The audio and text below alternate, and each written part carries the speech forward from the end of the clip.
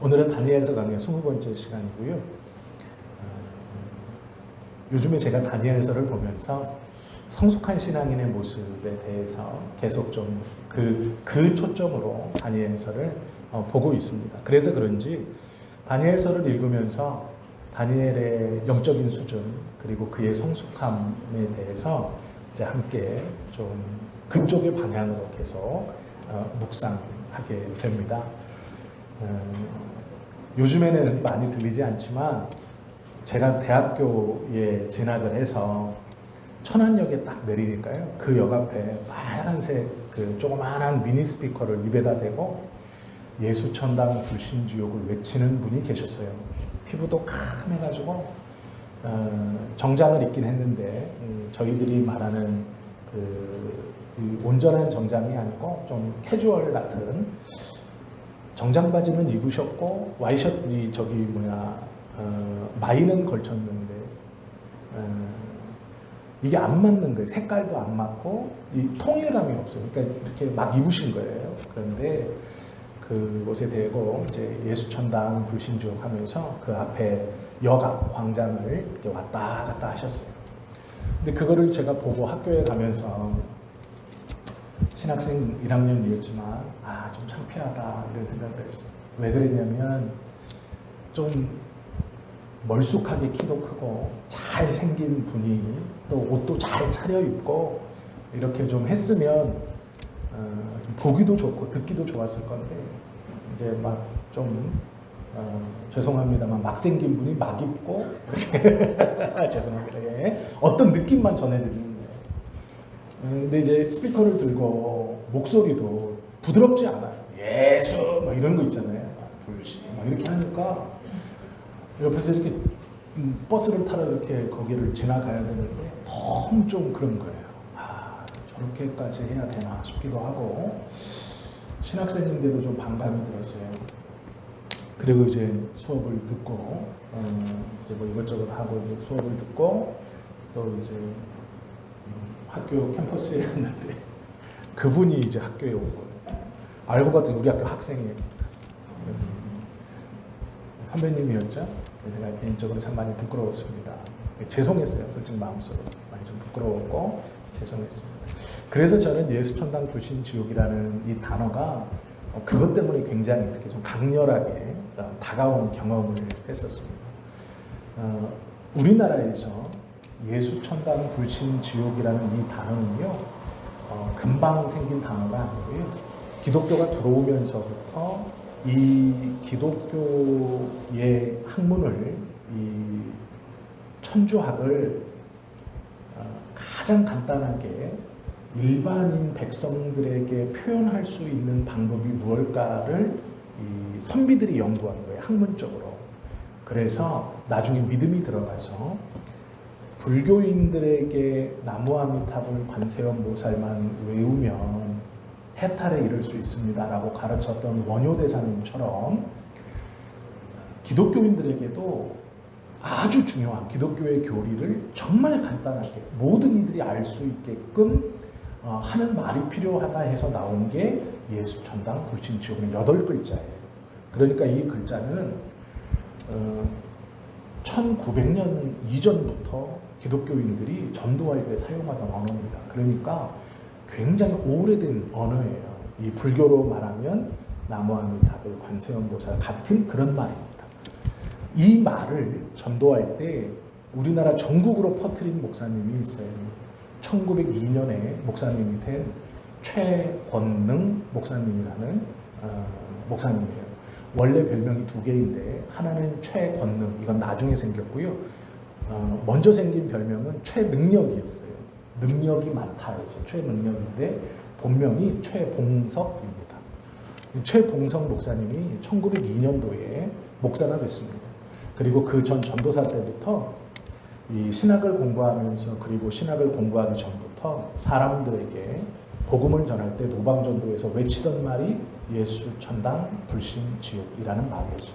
그래서 이 말이 전국으로 퍼지게 된 것은 1902년부터 퍼졌고 그 전부터 사용되어지던 아주 역사가 깊은 말입니다. 이 말은요, 기독교의 핵심 교리를 이 단 4글자, 이 예수, 천당, 불신, 지옥 8글자에 함축적으로 담고 있는 너무도 탁월한 캐치프레이즈 구호입니다. 예수님을 안 믿으면 지옥에 가고 예수님을 믿으면 천국에 갑니다. 이렇게 말하는 것이죠. 근데 문제는 그 1902년도 조선은 예수님을 아는 사람뿐 아니라 예수님을 믿는 사람들이 전체 인구의 1%가 채 되지 않았습니다. 그렇기 때문에 예수님이라는 분을 긴급하게 전할 필요가 있었어요. 즉 구원의 복음을 널리 전할 필요가 있었습니다. 그래서 나온 것이 예수, 천당, 불신, 지옥이에요. 그럼 지금은 어떻습니까? 120년이 지난 지금, 약 1902년에서 지금 122년이 지난 지금 1925년은 교회를 모르는 사람이 없습니다. 목사가 뭘 하는 사람인지 모르는 사람이 없고 내가 교회 다녀라고 하면 사람들은 대부분 다 알고 있습니다. 저 사람이 뭘 믿는 사람인지를 알죠. 그러면 1902년도에는 1%도 안 되는 복음화율을 가지고 1% 미만의 성도들 그리고 99% 정도 되는 예수님을 알지 못하는 사람들에게 예수님을 굉장히 전해야 하는 구호인 예수, 천당, 불신, 지옥이 정말로 중요하고 효과적이고 탁월한 말이었다면 지금 2025년에는 똑같이 예수, 천당, 불신, 지옥이 100% 맞는 말이 아닙니다. 복음은 변하지 않았지만 지금은 구원 이후에 성숙함을 원하는 단계가 되었죠. 100년 남짓한 시간 동안 우리나라의 대부분의 사람들은 교회라는 것이 무엇인지 압니다. 성도라고 어느 곳에서 사용하는 용어인지도 압니다. 하나님, 예수님이라고도 압니다. 신앙생활을 하지 않고도요, 하느님과 하나님을 구별하는 사람들도 있습니다. 교회에 안 다니는 분들도요, 하느님이라고 말하는 것과 하나님이라고 말하는 것의 차이를 궁금해서 찾아보는 사람들도 있어요. 그 정도로 복음, 구원, 십자가, 교회라는 것은 많은 사람들에게 이미 알고 있는 것이죠. 그래서 오늘 이 말씀을 우리가 보면서 한번 생각해 볼 것은 구원받은 이후 1902년을 지나 2025년에 우리들의 모습이 어때야 하는가라는 거예요. 1902년도에는 복음의 불모지였고 구원의 소식을 전하는 것이 시급했지만 지금은 조금 다릅니다. 천국 가는 것 그것만이 아니라 구원을 받아 하나님의 나라를 가는 확정 가운데 이 땅을 어떻게 살아가야 하는가 그것을 좀 보려고 하는 것이죠. 다니엘 6장은 이제 기적이 등장합니다. 그전에는 꿈을 해석하거나 뭐 이렇게 하는 거였지만 6장에서는 본격적으로 기적이 나옵니다. 그게 무엇입니까? 사자의 입을 틀어막아 주시는 하나님이죠. 굴에 가둬놓고 굶주린 사자 떼에 사람을 집어넣으면 당연히 죽는 겁니다. 당연히 사자들이 그 사람을 잡아 먹는 것이죠. 그런데 다니엘 6장을 가만히 보면 사자의 입을 틀어막아 주셔서 다니엘을 그 사자들 무리에서 건져주시는 하나님, 그 하나님의 모습이 나타나 있습니다. 우리가 3주 동안 본 것처럼 다니엘은 왕의 조서에 왕의 인장반지가 찍힌 것을 알고도 예루살렘을 향해 창을 열고 기도했습니다. 이건 다니엘의 승부수입니다. 보아라, 한쪽씩 걸치고 하나님께 기도하면서도 바벨론에서 페르시아에서 살고 있는 이스라엘 백성들아, 하나님은 우리와 함께 있고 하나님께 우리는 기도함으로 언제나 하나님 앞에 나아갈 수 있다. 하나님을 전부로 붙들고 살아라 라는 승부수였습니다. 그런데 그 기도의 결과는 참담합니다. 사자굴에 던져지는 것이죠. 이건 죽을 수밖에 없는 상황입니다. 그 상황에서 하나님이 그 굶주린 사자들의 입을 막아서 다니엘을 건져주셨죠. 이건 기적입니다. 이 기적이 무엇을 뜻하는가? 하나님의 위로입니다. 하나님은 이 기적을 통해서 다니엘을 위로하시는 거예요. 내가 문을 열고 기도하는 행위가 잘못되지 않았다.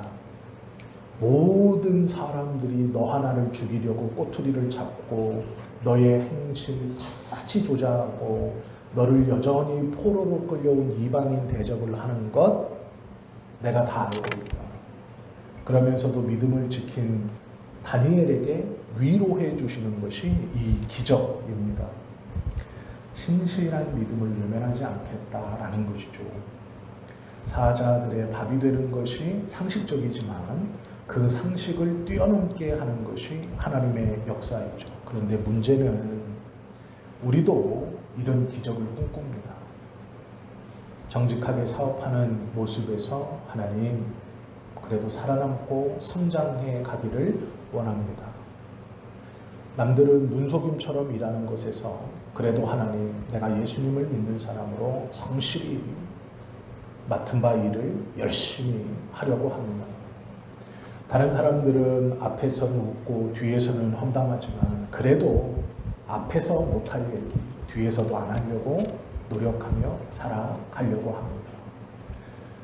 우리의 삶에서 우리가 믿음을 가지고 하는 모든 행실에서 이런 하나님의 기적, 사자의 입을 막아버리는 하나님의 기적이 일어나기를 우리는 소원하고 있습니다. 이게 무슨 말이냐면 믿음에 대한 하나님의 위로를 기대하고 있다는 것이죠. 그 위로가 우리에게 분명히 필요합니다. 그런데 문제는요, 성숙하지 못한 신앙인들은 하나님의 영역을 자신의 통제의 영역 안으로 끌어오려고 합니다. 이게 좀 어렵게 들리시는데요. 제가 설명을 잘 해드릴게요. 우리는 다 구원을 받았습니다. 그리고 기도를 합니다. 예배를 드리죠. 그러면서 마음의 소원을 품고 기도합니다. 그런데 그 기도 중 사자의 입을 틀어 막는 하나님의 기적이 필요한 일들이 있습니다. 직장에서도 있고 인간관계에서도 있고 가정에서도 있고 교회에서도 있습니다. 작게는 사자의 입을 틀어막아 나의 안전을 지켜주시는 것뿐만 아니라 사자의 입을 틀어막아 그 상황에서 기적적으로 살아나는 것도 필요합니다. 이것을 우리는 기대하고 있죠. 그런데 미성숙하다는 것은 무엇이냐? 사자의 입을 틀어막아 주시는 이 기적은 하나님의 영역입니다. 우리 모두는 다 기적을 원하고 있는데 우리는 모두 다 사자의 입을 틀어막아 주시기를 원하고 있지만 어떤 이들은 사자의 입을 틀어막아 주시는 경험을 합니다. 그런데 어떤 이들은 사자의 입을 틀어막아 주시지 않아서 곤란한 일, 어려운 일, 힘든 일을 당합니다. 이게 무엇이냐면 하나님의 기적은 하나님의 주권입니다. 하나님의 마음이에요. 쉽게 표현하면. 그런데 미성숙한 신앙인은 이 하나님의 주권, 하나님의 역사인 기적을 통제의 영역, 나의 영역 안으로 들어오기를 원합니다. 즉 내가 통제하기를 원해요. 하나님 이렇게 간절히 기도하니까 사자의 입을 막아주십시오. 하나님 내가 이렇게 안 하니까 이 빨간색 사자의 입도 막아주십시오. 내가 기도하니까 이 노란색 사자의 입도 막아주십시오. 저 인간의 입도 막아주시고 저 인간의 입도 막아주십시오. 우린 이러길 원해요. 기적은 하나님의 주권의 영역인데 미성숙한 신앙인은 이 기적을 자기의 통제의 영역으로 갖고 오려고 합니다. 언제나 내가 기도했으니 하나님이 해주셔야 합니다. 사자의 입을 막아주셔야 합니다. 라고 통제하려고 해요. 이것은 잘못입니다. 기적은 하나님이 베푸실 수도 있고 그렇지 아니하게 할 수도 있습니다. 이건 하나님의 주권의 문제. 미성숙하면 이 하나님의 주권을 자기의 통제로 끌어들여 자기만 기적을 행하고 자기의 기도에는 언제나 하나님의 기적이 함께 있어야 한다라고 말합니다. 그러면서 나의 하나님에 대해서 강조하죠. 잘 생각해 보십시오. 무엇을 하면 기도 응답이 이루어집니다. 이러면 안 됩니다. 그런 법칙은 없습니다.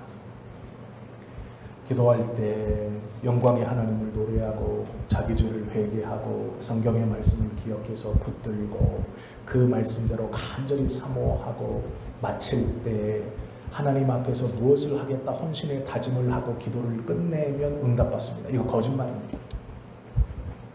기도라는 게 무엇인지 아무것도 모를 때는 유익하나 그가 하나님의 말씀에 부딪혀 구원의 경험을 한 뒤에 그런 기도의 법칙은 하나님의 응답을 받는 게 아니고요. 하나님의 것을 내 것으로 통제하고 싶어 하는 행위입니다. 그것은 소용없는 행위입니다. 이게 미성숙한 성도의 모습입니다. 하나님의 것을 하나님의 것으로 두지 않고 나의 것으로 자꾸 통제하려고 합니다. 제가 만약 모든 성도님들을 놓고 기도할 때 모든 성도들이 다 쓰러지면 그건 기적이 아닙니다. 그건 일반적인 현상이에요. 그런데 누군 쓰러지고 누군 안 쓰러지면 기적입니다. 이해가 되십니까? 다 쓰러지면 기적 같죠? 아니요.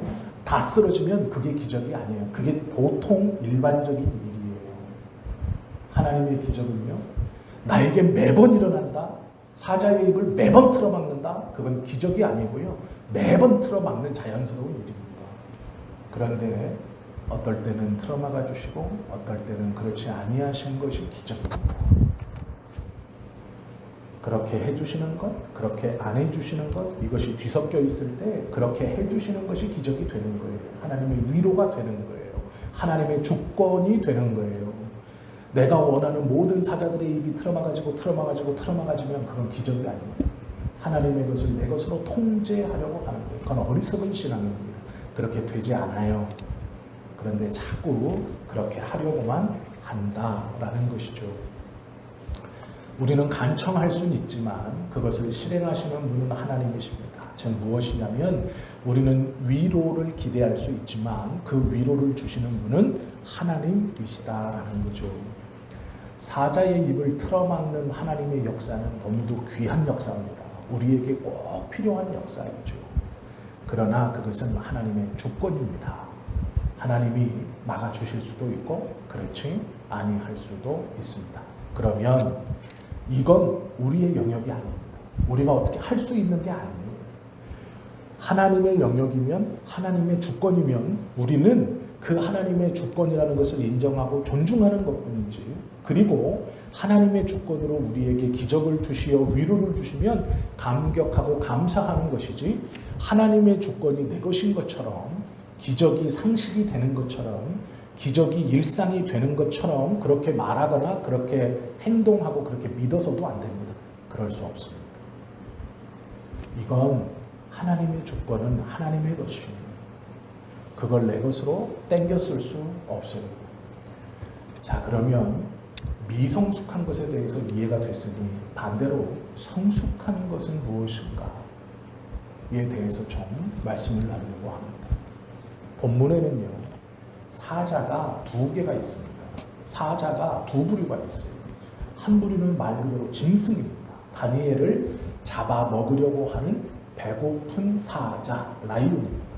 말 그대로 동물인 사자예요. 이게 한 부류이고 또 하나는 사자와 같이 강력한 힘을 가지고 모든 것을 자기 마음대로 할 수 있는 부류가 있습니다. 누굽니까? 왕입니다. 다리오 왕입니다. 하나는 짐승사자이고 본문에 등장하는 또 하나의 사자는 인간사자입니다. 이 짐승사자보다 더 큰 힘을 갖고 있는 진짜 사자입니다. 이는 인간사자입니다. 모든 이들을 잡아먹을 수 있고 모든 이들을 안 잡아먹을 수 있고 모든 이들을 찢을 수 있고 모든 이들을 찢지 않을 수 있고 모든 이들을 부욕해 할 수도 있고 모든 것들을 다 빼앗아갈 수도 있는 자가 인간 왕인 다리오 왕입니다. 이것이 짐승사자이고 하나가 인간사자입니다. 본문에는 두 종류의 사자가 있습니다. 사자의 입이 틀어막혀져 배고픈 사자가 사람을 잡아먹지 않았다? 기적입니다. 그런데 또 하나의 사자가 있습니다. 하나님을 믿을 필요도 없고 믿을 마음도 없고 믿을 생각도 없고 하나님에 대한 찬양, 찬송 아무런 관심이 없었던 다리오. 그가 오늘 본문에 보시면 다니엘을 사자굴에 집어넣고 인장반지를 찍어놓고 집에 돌아가, 자기 왕궁에 돌아가 오락을 멈춰라, 조용히 시킨 다음 잠을 자지 않고 그날 날이 새도록 하나님 앞에 간구합니다. 다니엘을 살려주십시오. 다리오는 사자와 같은 사람입니다. 하나님을 찬송할 아무런 이유가 없습니다. 하나님을 경배하고 높일 만한 아무런 건덕지가 없죠. 다리오는 혼자 살아도 잘 먹는 사람이고 혼자 살아도 최고의 권력을 갖고 있는 사람이고 아무런 아쉬움이 없는 사람입니다. 사자의 입을 틀어막는 것은 하나님의 주권입니다. 하나님의 기적입니다.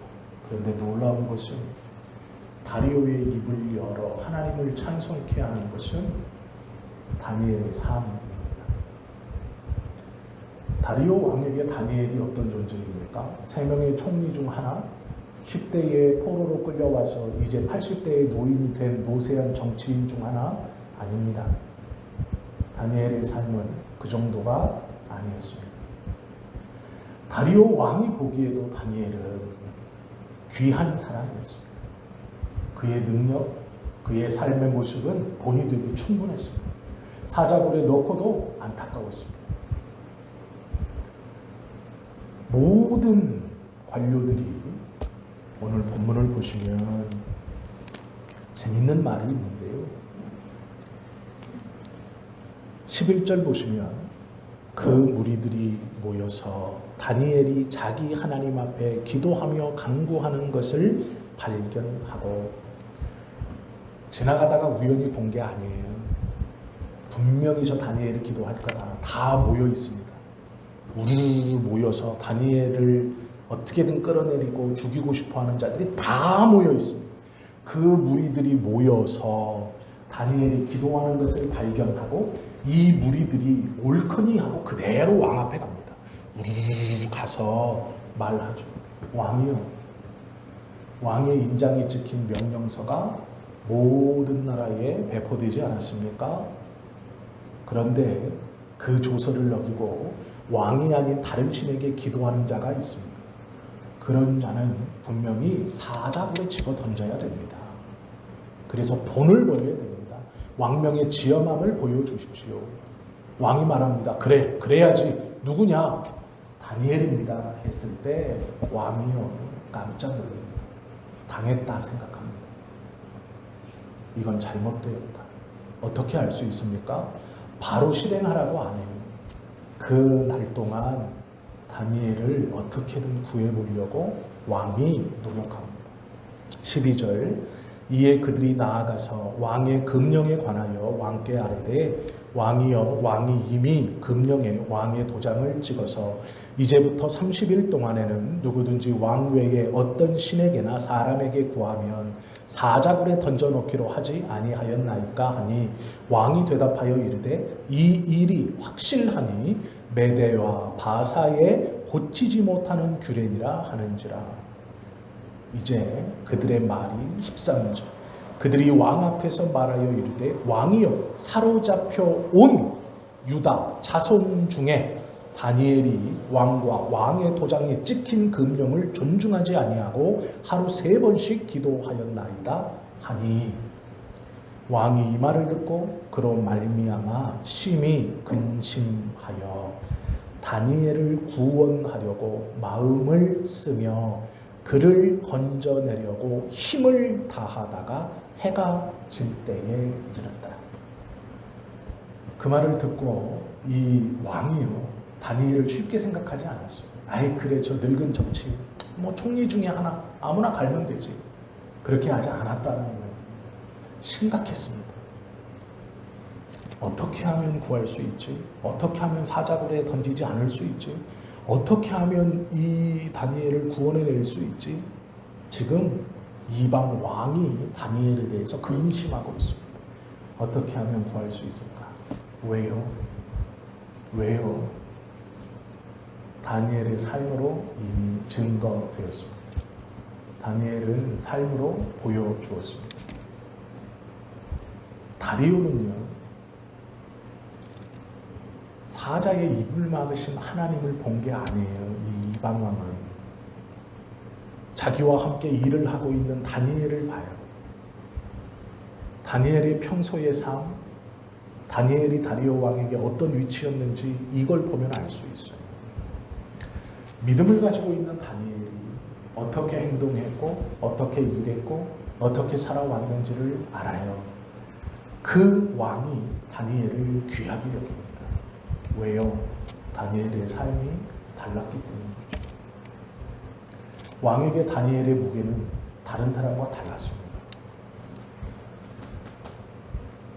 15절 보면 해가 질 때까지 왕이 아무런 말이 없자 그들이 또 다 몰려왔습니다. 그래서 말하죠. 그 무리들이 또 모여 왕에게로 나와서 왕께 말하되 왕이여 메대와 바사의 규례를 아시거니와 왕께서 세우신 금령과 법도는 고치지 못할 것입니다 하니 그제서야 왕이 명령합니다. 다니엘을 끌어다가 사자굴에 던져 넣는지. 다니엘에게 왕이 말합니다. 왕이 다니엘에게 이르되 내가 항상 섬기는 너의 하나님이 너를 구원하시리라. 다리오 왕이 하나님을 믿어서요? 아닙니다. 다리오 왕은요, 다니엘을 도왔고 다니엘이 믿는 하나님, 그 하나님을 믿는 다니엘을 보았어요. 그래서 말합니다. 네가 항상 믿는 너의 하나님이 너를 구원해 주시리라. 이에 돌을 굴려다가 굴 어기를 막음에 왕이 그의 도장과 귀족들의 도장으로 봉하였으니 이는 다니엘에 대한 조치를 고치지 못하게 하려 함이더라. 이에 궁에 돌아가서는 밤이 새도록 금식하고 그 앞에 오락을 그치고 잠자기를 마다하니라. 잠도 안 잤어요. 밥도 안 먹었어요. 왕인데. 그리고 새벽이 되었습니다. 이튿날 왕이 새벽에 일어나 급히 사자 굴로 가서 라고 말합니다. 가만히 보십시오.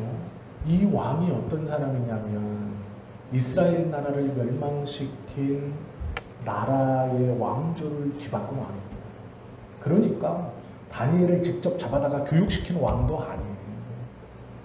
젊어서 다니엘이 어떻게 했는지 옆에서 보고 10대 중반에 포로로 끌려와서 바벨론을 위해서 수고하고 충성해서 80의 중반이 된 노인의 삶과 같이 했던 왕이 아니에요.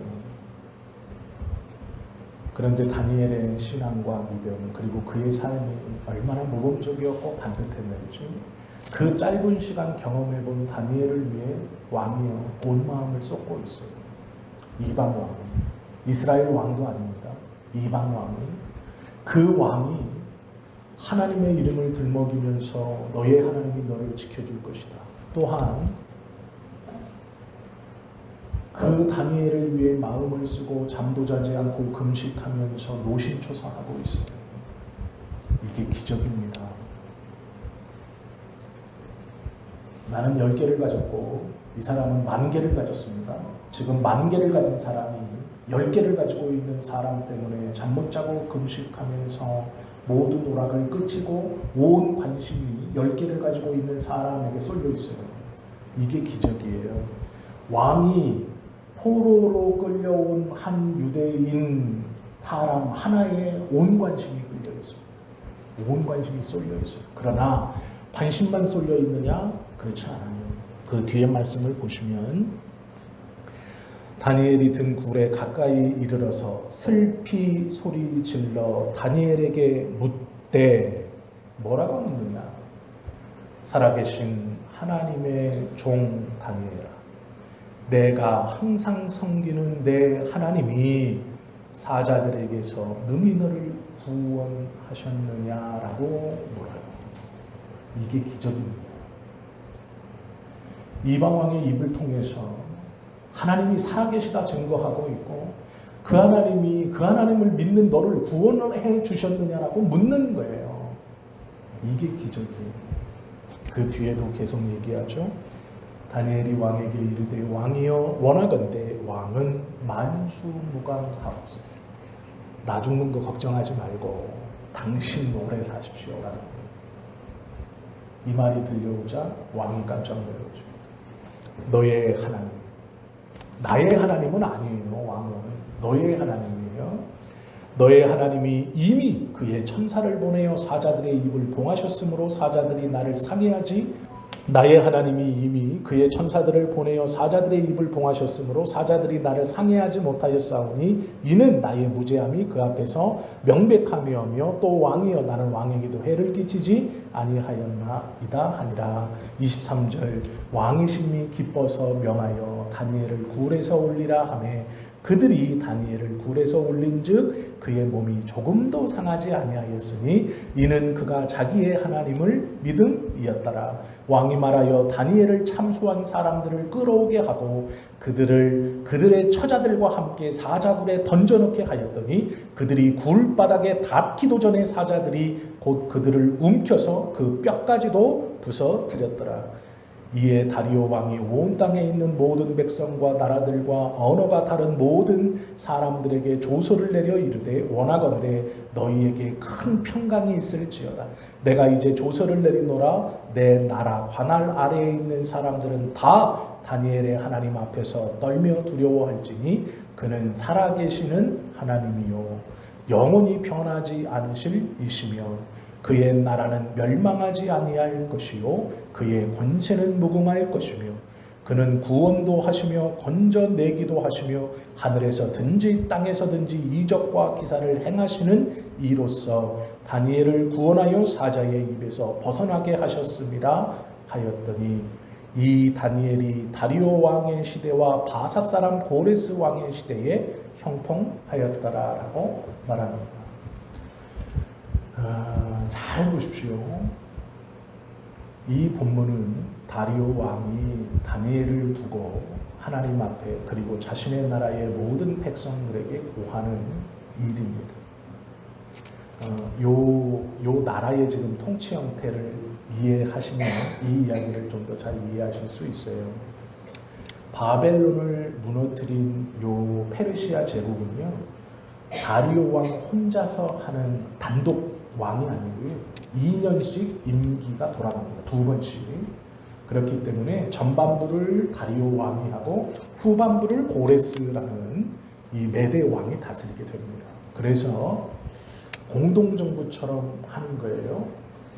그거는 나중에 제가 뒤에 이제 내용이 좀 더 나오니까요. 설명을 좀 더 드리고요. 오늘 이 말씀을 가만히 보면 이제 여기서부터가 결론이고 말씀을 좀 맺으려고 합니다. 사자의 입을 막으신 기적은 믿는 자들에 대한 하나님의 위로입니다. 그리고 사자의 입을 막으시는 기적은 하나님의 주권이에요. 그렇기 때문에 하나님께서 막아주실 수도 있고 막아주시지 않을 수도 있습니다. 그런데 우리는 이 하나님의 기적만을 구해요. 그럴 수밖에 없다고 생각해요. 이건 미성숙한 신앙인의 모습입니다. 우리는 기적의 소비자가 되기를 원해요. 기적을 내가 경험하고 눈에 보기만을 원하죠. 그래서 내 삶에서 사자의 입을 막아주시는 하나님의 기적을 경험하기를 원해요. 이건 기적의 소비자입니다. 그런데 하나님이 무엇라고 말씀하시냐면, 성숙했느냐? 그러면 기적의 생산자가 되어야 한다라고 우리에게 말하는 거예요. 이게 무슨 얘기입니까?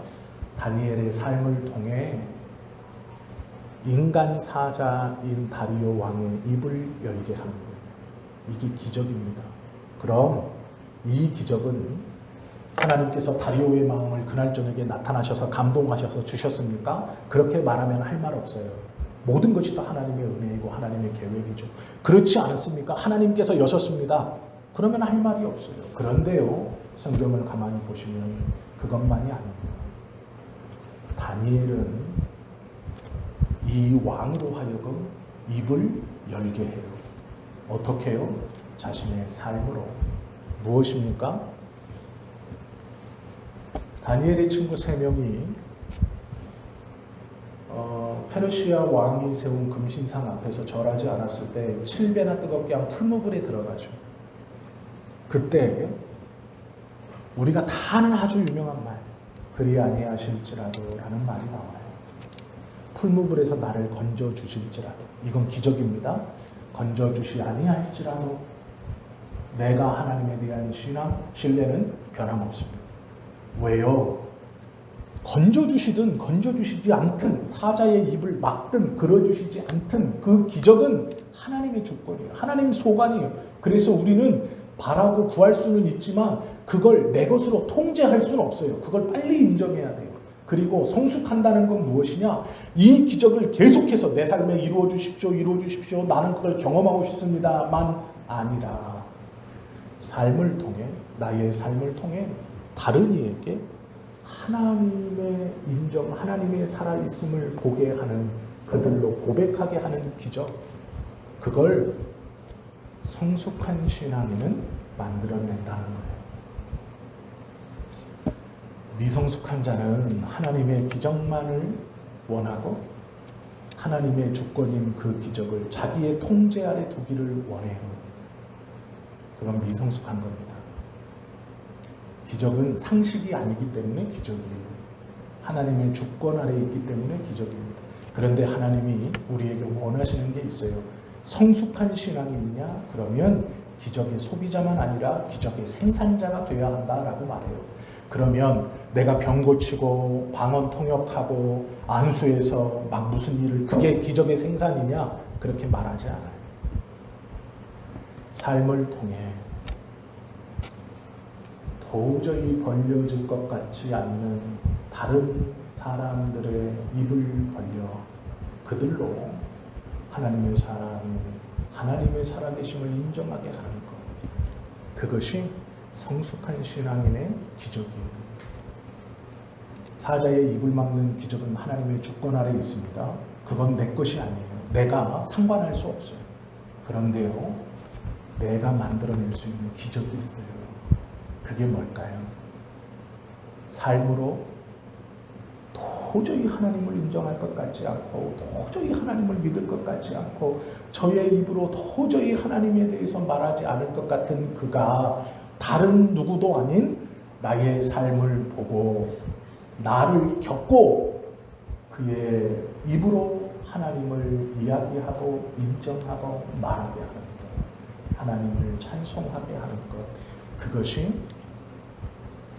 우리 안에 있는 내 소관의 기적이에요. 즉 우리의 삶이 다른 누군가에게 하나님의 살아계심을 인정하는 기적인 거예요.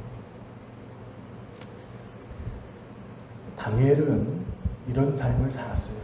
그래서 성숙한 사람인 겁니다. 기적을 경험하지만 그 경험한 기적은 하나님의 것이요, 나에게 위로 주셔서 감사합니다. 그러나 그 기적을 내 통제 아래 두려 하지 않아요. 둘 수 없다는 걸 알기 때문이죠. 그러나 알고 있는 것 하나는 있어요. 그게 무엇입니까? 나의 삶이 하나님 안에서 붙들려 살고 말씀 안에 살고 믿는 자로서의 사는 그 몸부림 자체가 다른 누군가에게는 기적이에요. 왜요? 병 고쳐서 기적이 아니고요. 그가 부자 돼서 기적이 아니고요. 그가 어떤 신비한 체험을 해서 그게 기적이 아니고요. 그의 입으로 하나님을 인정하게 되는 것, 나아가 그의 입으로 하나님을 찬양하게 되는 것, 그게 기적인 거예요. 다니엘은 기적을 경험만 하는 사람이 아니고 기적을 만들어내는 사람이에요. 이것이 성숙한 사람입니다. 하나님이 우리에게 원하시는 삶도 마찬가지입니다. 우리는 구원을 통해 구원이라는 놀라운 하나님의 기적을 이미 경험했어요. 그래서 이 오후의 시간도 예배하고 함께 이 자리에 있는 것이죠. 그리고 말씀을 나누는 것이죠. 그러면서 우리는 속으로 사자의 입을 막아주시기를 원해요. 그건 당연한 거죠. 그러나 그렇게 해주시고 안 해주시는 건 하나님의 주권이에요.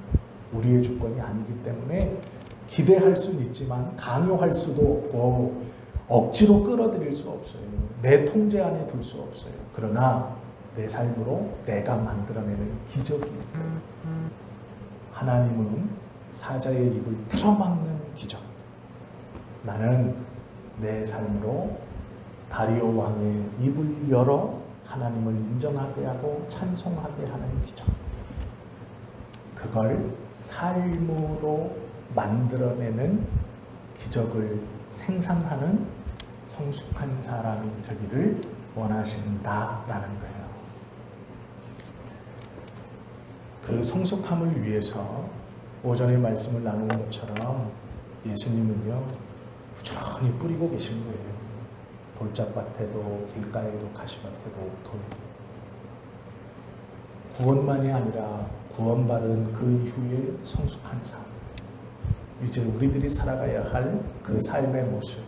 그걸 통해 기적을 쫓고 기적을 구하고 기적만을 쳐다보지 말고 이제 성숙하여서 기적을 만들고 기적을 위해 한 걸음 한 걸음 매 순간 매 순간을 하나님과 동행하며 하나님의 사람으로 살 수 있기를 원하시는 거예요.